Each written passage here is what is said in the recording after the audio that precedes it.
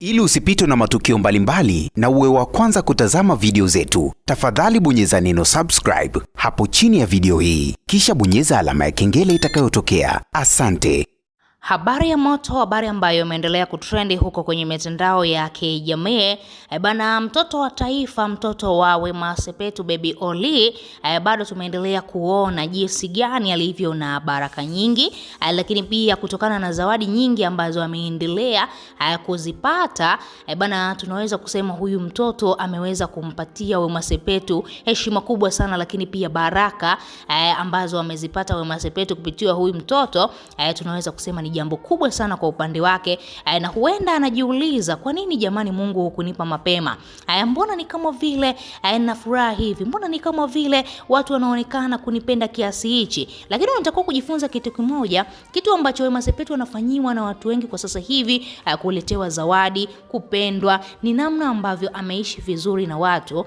Huwezi kumuona hovyo hovyo tu Wema Sepetu anagombana na mtu kwenye mitandao ya kijamii, kwa sababu anajua ni kwa namna gani anaweza kuishi vizuri na watu, na baadaye kuna nini ambacho anakivuna. Matunda ambayo Wema ameweza kuyapata kwa sasa hivi ni matunda makubwa sana. Sasa hivi kitu ambacho kimetrendi bwana ni baada tu ya Vanessa Mdee ameamua na yeye kuonesha upendo wake wa dhati. Tuliweza kushuhudia siku ambayo Wema Sepetu amejifungua tarehe 12, kesho yake tarehe 13, Vanessa Mdee aliweza kumpost Wema Sepetu na akaweza kumpa pongezi za dhati, lakini hatukutarajia wala hatukutegemea kama Vanessa Mdee na yeye pia ataweza kumtumia Wema Sepetu zawadi. Sasa unaweza ukajiuliza hizi zawadi zimetokea wapi, lakini ukweli ni kwamba Vanessa Mdee amenunua zawadi kule Marekani.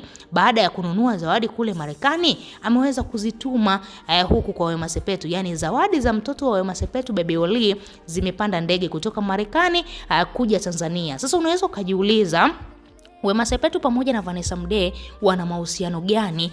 Wana undugu au ni urafiki tu huu ambao tunaofahamu jamani? Ukiona rafiki mzuri kama Vanessa Mdee, unaweza ukawa na stress kweli. Hebu jiulize, mtu yuko Marekani, hajataka kuweka sababu kwamba mimi nipo mbali, nimeshindwa kuleta zawadi za mtoto, ameamua kununua huko Marekani, alafu amezituma hizo zawadi na zimefika leo hii Tanzania na zimemfikia Wema Sepetu, na Wema ameweza kumshukuru Vanessa Mdee kwa upendo wake wa dhati. Lakini pia Vanessa anajua na ana experience na kitu ambacho Wema Sepetu amekipitia, kwa sababu kuna kile kipindi ambacho alikuwa na mahusiano na Juksi, na wao pia hawakubarikiwa mtoto na walikaa muda mrefu sana. Mashabiki walizungumza maneno mengi sana kwamba huenda mmoja wao ana tatizo, labda Juksi ana tatizo au Vanessa Mdee ana tatizo. Kwa hiyo alikuwa anaelewa maumivu ambayo Wema Sepetu alikuwa anapitia, lakini pia baada ya kupata mtoto ameelewa furaha pia, kwa sababu ukiangalia Vanessa hata alivyopata mtoto wake wa kwanza na Rotimi alifurahi sana na alimshukuru Mungu, kwa sababu tayari na yeye